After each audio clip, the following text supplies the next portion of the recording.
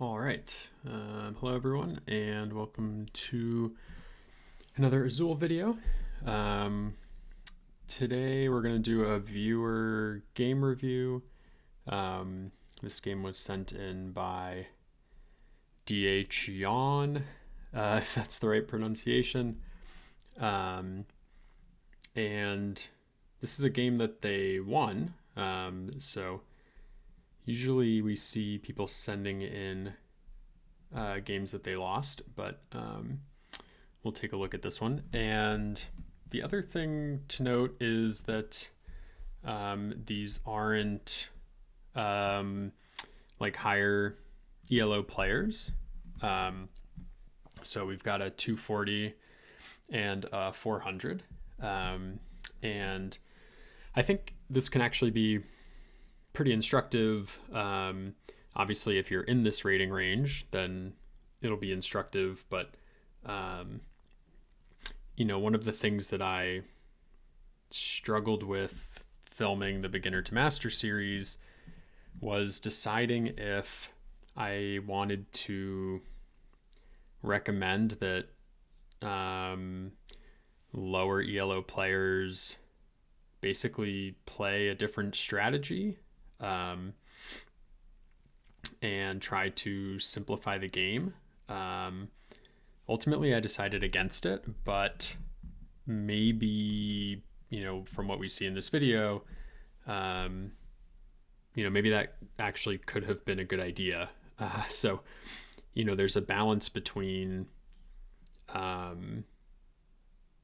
trying to play in what is, quote, optimal,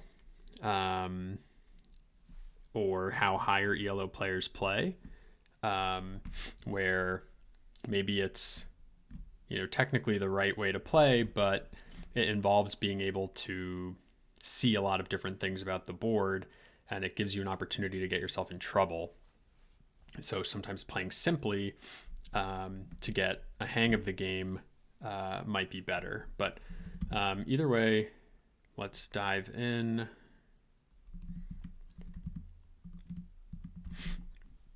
Okay, so very yellow heavy draw, and I've talked about this a number of times, but with heavy yellow draws, I prefer to try to concentrate on like the upper row yellows. I don't like building on the edges, and so I would just take 3 yellow here for row 3, as opposed to like trying to commit to one of the edge rows. Okay, so that's what dhyaaaawn does. Opponent takes 2 red.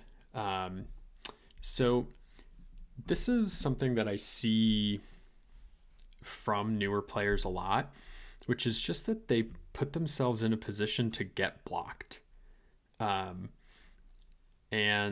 you can kind of see maybe what they're aiming for here, which is that there's a lot of yellow left. There's a couple blue available, and there's 2 options for row 2 black. So, they're looking at building this right column.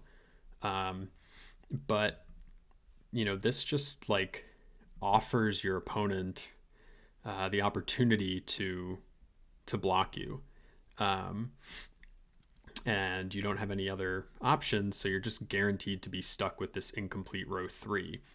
I think if you wanted to take these 2 reds away, you could play them on row 2, or, if you want to talk about a more advanced play, you can maybe play them on like row 5 and set up for building the second column. But I digress a little bit. So yeah, here in Dion's position, I would just take this 1 red and play it on row 1, prevent them from finishing row 3. Okay, so 1 black to row 1. This gets into another common thing we see with newer players, which is that they have an overemphasis on aligning their upper rows in round 1. And obviously, dhyaawn's not going to be able to do that because there's only one red left, but still opts to take this black that aligns with the upper row, when in reality it's not that important. And I should actually do a quick hit video on the upper row round one situation. I did touch on it in another video. I don't remember which one, but I should do a video specifically about that, just to better illustrate the point. But basically the idea is being one row off doesn't really make a difference. One column off doesn't really make a difference to your scoring. So having one red here versus one black really doesn't matter. In round two, you're going to make the adjacent play and be in more or less the same position. So yeah, I would have taken the one red there. We are now just letting our opponent get row three for little to no reason. And this is actually an interesting spot. I think there's a couple options here. One is to take two white on row 5, or take two white on row 4 and pivot to the center column. The other is to just take one yellow for row 2 and eventually fill that out. And that prevents the yellows from getting too grouped and our opponent getting a larger chunk of yellows on row 4. So I think our opponent doesn't really have any interest in these white tiles, so we could probably leave them and decide later what we want to do. Whether we want to stick with column 4 or pivot to column 3. And I guess there's another option that maybe I kind of like it. So if you take two black for row 5, you can maybe assume our opponent's going to take two black for their row 2. It's not a great assumption, but at this rating range, I think it's a safe one. And that would group 3 yellow together. And then you could play 3 yellow on row 2, preventing our opponent from getting any more than 1 yellow on row 4.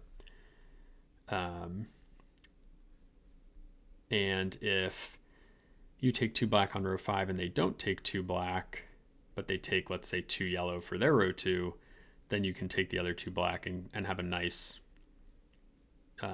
progress on row 5, and you still have the option of blue or white on row 2. So I actually kind of like row 5 black here. So this, the reason I don't like row 2 black is because after our opponent takes 2 black for their row 2, we have these 3 yellows to deal with. Okay, so our opponent doesn't take 2 black. They just go straight for the yellows. And I mean, it's kind of the same situation, right? We don't particularly have a good place to play yellows. So that's part of why I mentioned you could just, 2 plays ago, we could have just taken 1 yellow for row 2. So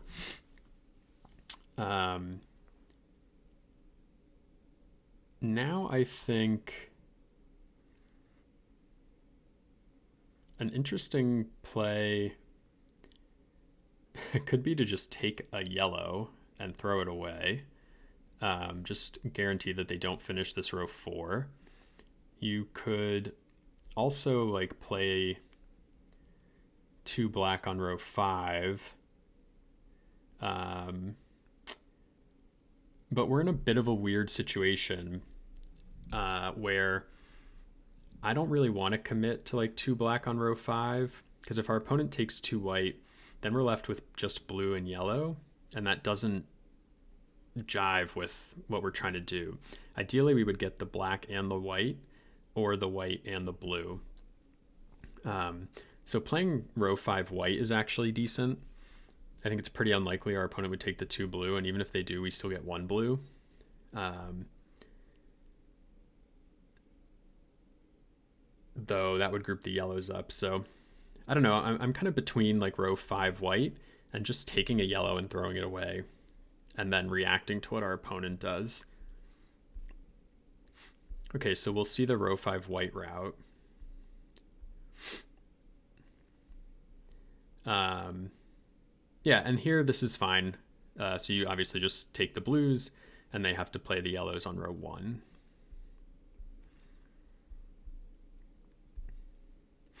They don't have to play the yellows on row 1. They can play them on row 4, of course, but I think in most cases you'd see them played on row 1, and I think row 1 is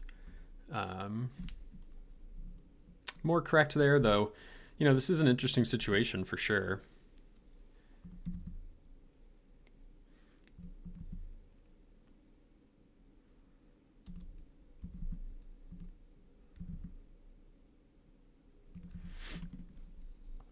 Okay. So in this round, this is quite a nice draw for our board.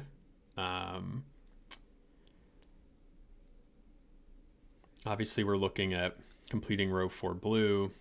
There's 2 options to do that. Hopefully completing row 5 white, which white, our opponent has a real hard time playing, so I would probably not rush into row 5 white. And then we're using red in our upper rows to score with adjacency there. So I do think it's okay to just start with 1 blue. Getting reds and whites in the middle isn't bad for us because, we want to be able to play 3 white or 3 red. So it's like in some cases you don't want to put the colors you need in the center because you don't want them to get grouped up. But in this case, I don't think it's all that bad. So I would probably just start with 1 blue here and not have to deal with having to worry about them getting grouped. Because we just have so much flexibility in the rest of our round, I think it's like perfectly safe to just take 1 blue.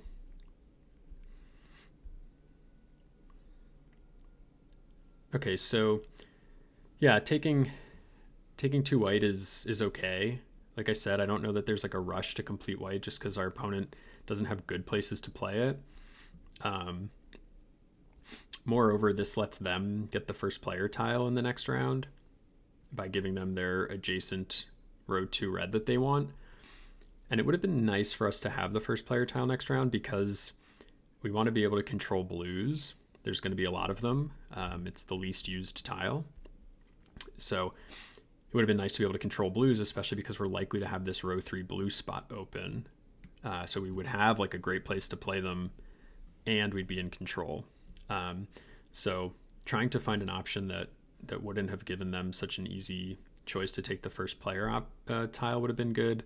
And I assume they'll do it. Okay, and now the situation has changed a bit. Just in that if you take blue, the 1 blue now, and then they take 1 white, you're not like forced into this other white. You could just leave it, but it makes things a little stickier. So here I would probably just take one of the 2 single whites and leave the blue option open.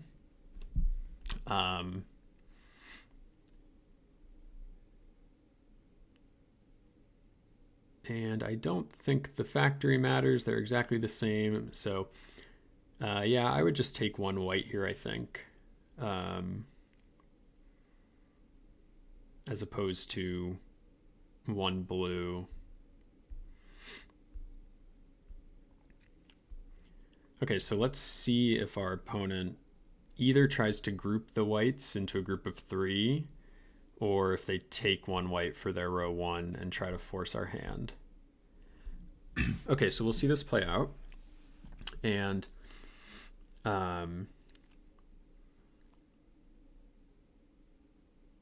it's actually, yeah, it's not too bad.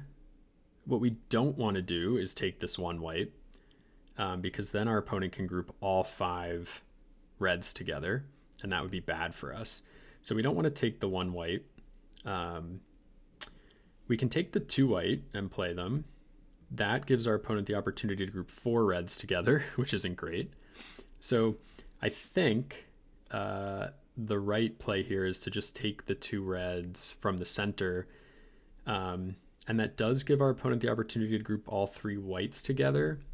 But it might be the lesser of 2 evils. We can actually even play them on row 3 if we want.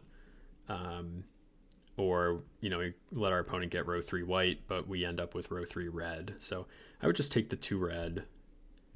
Yeah, so I think this is a mistake. Our opponent in this situation should take 2 blue for row 5. And I don't know if they will, but they should be looking to group these reds up, because red is the color that we want to play in our upper rows. Oh, they're going to do it. So this makes no sense. Should just continue with the column that you're building. Now you're introducing the need for 5 white to complete your column when you would have just needed, 3 blue. So you've gone from needing 3 tiles to complete your column to needing 7 tiles. So now we have a decision to make, and the tough part is that we can't play these 2 black. So if we want to get row 1 and 2, we have to be strategic about it. And I think the best way is to play 2 white on row 1. That leaves us with row 2 yellow, or in an act of desperation, row 2 red. The other reason to take 2 white is that our opponent just committed to this center column. The other option you could take 2 yellow on row 2, and then they take the white, and then you have to take the reds for row 1. But yeah, I think 2 white on row 1 is correct. This is not correct. Given the circumstances, it might not be that bad to opt for this row 3 instead of this row 2, but actually row 2 here may have been correct right away without even taking the white first, because we actually want this red to make our blue and white worth more for vertical adjacency. So playing row 2 red may have been correct there to maximize our vertical adjacency, and then we just get white or yellow, whichever one our opponent leaves us. Opponent takes yellow, we take white on row 1. They should throw that away. Yeah, so our opponent's just making a ton of mistakes with their column construction. Now they're almost guaranteed to not be able to build a column. And they just got completely screwed by the tile draw. There are no blues when it was the most common color.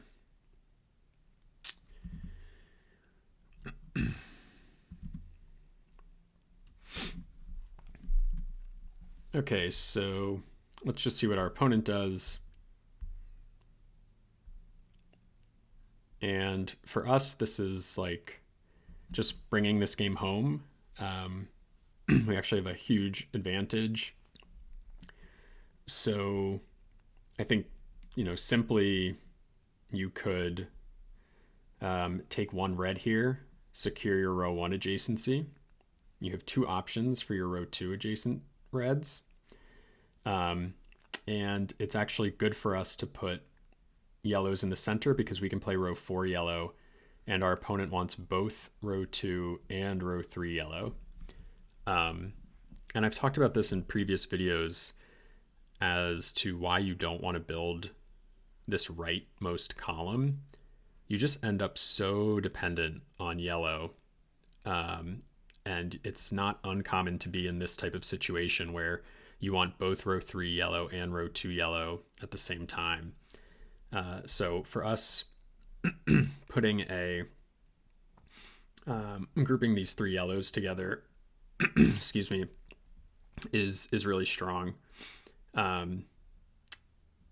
If our opponent were to take this single yellow, for example, we could take the 2 red and we'd end up with our group of 4.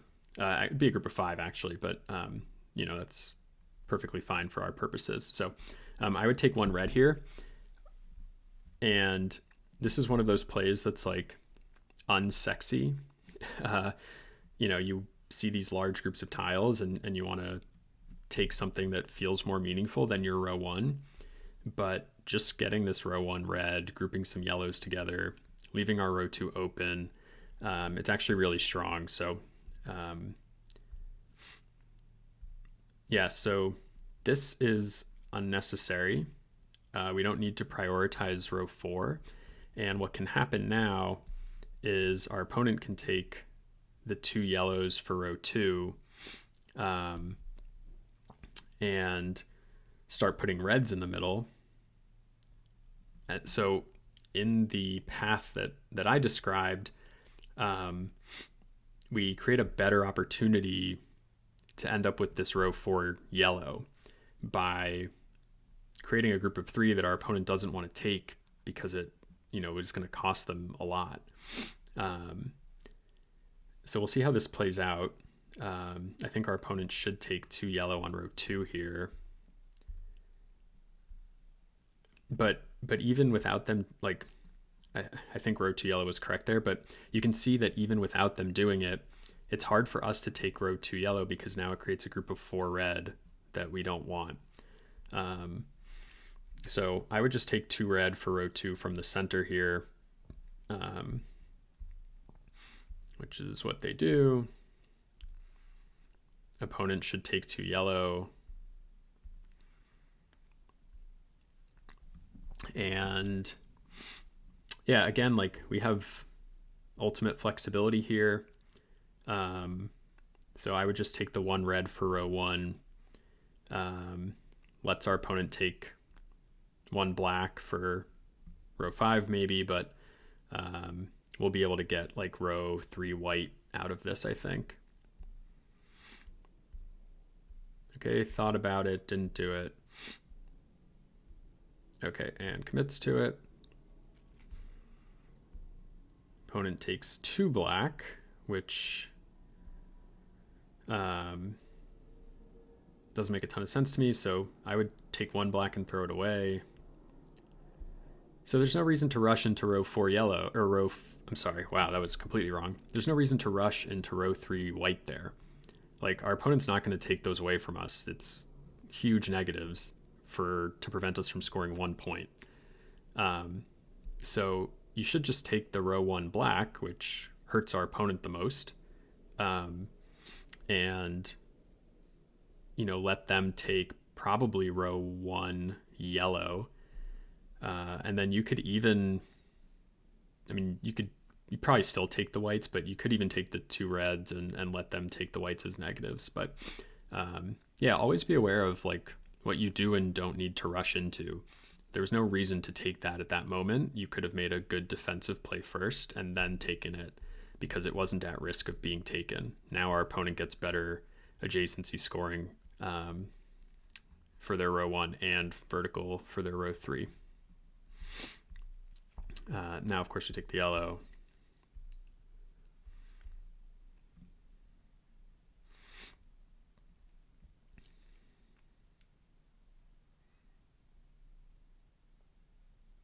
So the opponent's hanging in there. Whoops, I guess I clicked one too many times.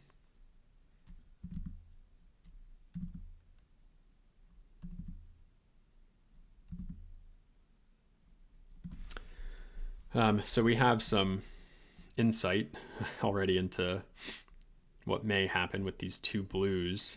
And I do think taking blue is correct. Again, with building from the rightmost column, you can see how dependent the opponent is on blue.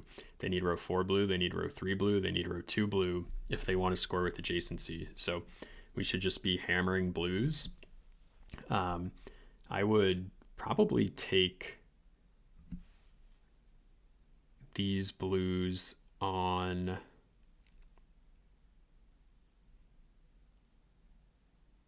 it's actually an interesting question. Playing them on row 2 is like the safest play.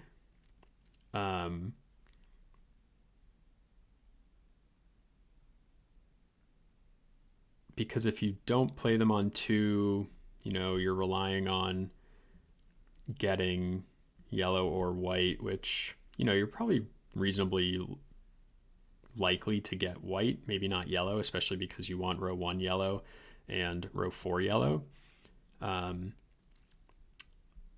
Another interesting option is to play on row 5 and build a second column.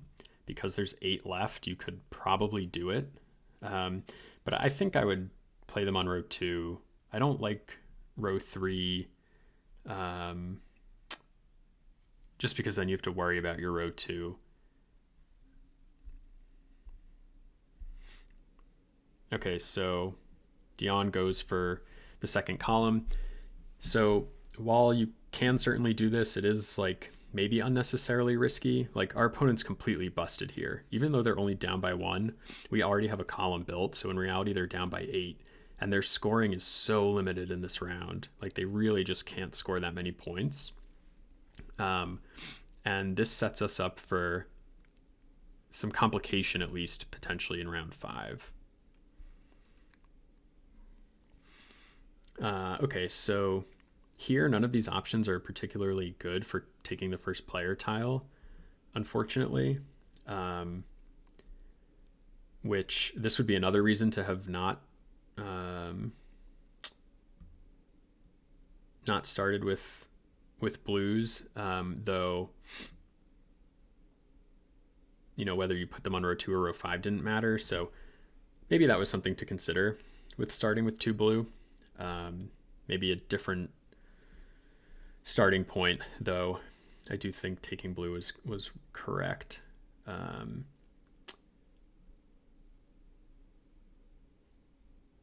And now you can kind of see where we're at with this row 2 thing.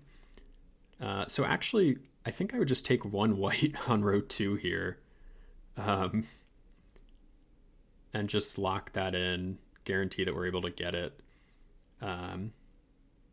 Does become slightly awkward if our opponent takes a white and then we have to take the last white and we give them row 2 blue. So this is kind of messy. I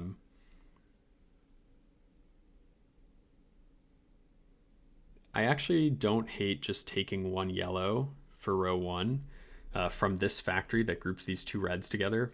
Our opponent wants row 1 red. So grouping these 2 together means that they have to overpay no matter what. So I think just 1 yellow from row 1. So I would have prioritized the row 1 play, though this leaves us, we can still play on row 1 blue. So maybe this is better, but I think it's unlikely that our opponent takes 1 yellow. So I think we could have had kind of like the best of both worlds, so to speak. And here, I think you can safely just take 1 white, or I'm sorry, 1 yellow. No, because if the opponent takes 2 white, then they can prevent us from getting row 2. So I'd probably just take the 2 white on row 2 at this point. So this play, I think, is unnecessary. It doesn't score us a lot of points. Doesn't score our opponent a lot of points if they get it. And what it does is it puts our row 2 in jeopardy. So now the opponent can take 2 white, and then we have no guarantee of completing row 2, which they do. And yeah, here I think just taking 1 yellow for row 1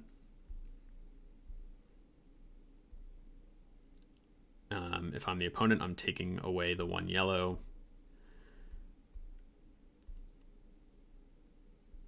Playing one blue there's fine. But I think potentially stronger to take away our adjacency. And yeah, and now everyone just throws stuff away.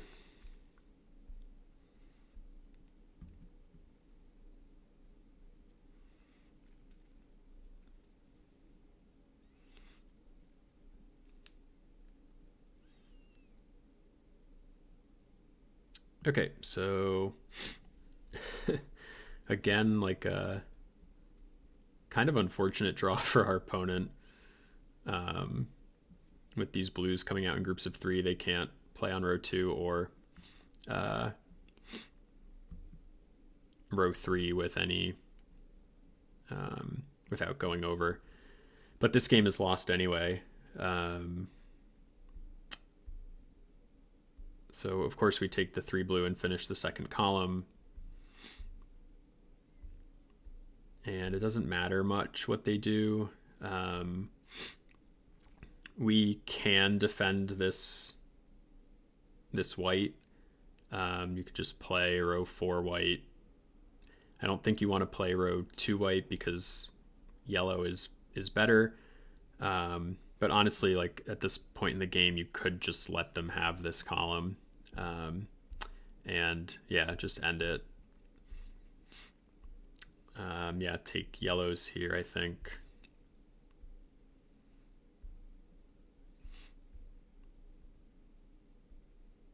And yeah, throw away. Sure, that works too. Doesn't make a difference in this case.